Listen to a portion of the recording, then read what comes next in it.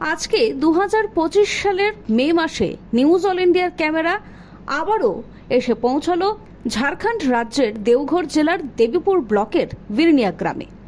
2023 সালে আমরা আপনাদের সামনে তুলে ধরেছিলাম এই গ্রামের একটি অচল বেহাল রাস্তার চিত্র।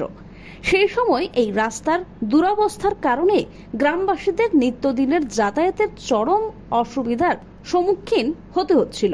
তখন এখানকার বিধায়ক ছিলেন বিজেপির নারায়ণ দাস।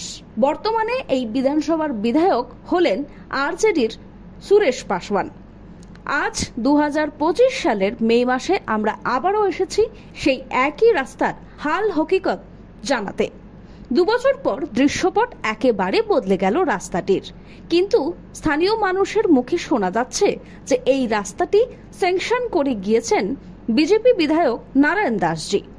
তখনকার জর্জরিত রাস্তাটি এখন পিচ রাস্তা হতে শুরু করেছে, আর সেটাই আপনাদের সামনে তুলে ধরলাম আমাদের ক্যামেরার মাধ্যমে। আমরা যেমন 2023 সালে রাস্তাটির বেহাল দশার দেওঘরের মানুষের জন্য তুলে ধরেছিলাম, আবার 2025-এও যখন রাস্তাটি ঠিক হচ্ছে তখনও আমরা আপনাদের সামনে তুলে ধরলাম সেই রাস্তার ছবিটা। আমরা যেমন খারাপটা তুলে ধরলাম, তেমনি ভালো খবরটাও আপনাদের সামনে তুলে ধরা আমাদের সাংবাদিকদের দায়িত্ব। চিফ এক্সিকিউটিভ এডিটর শঙ্কর সিনহার report, news all India, Jharkhand.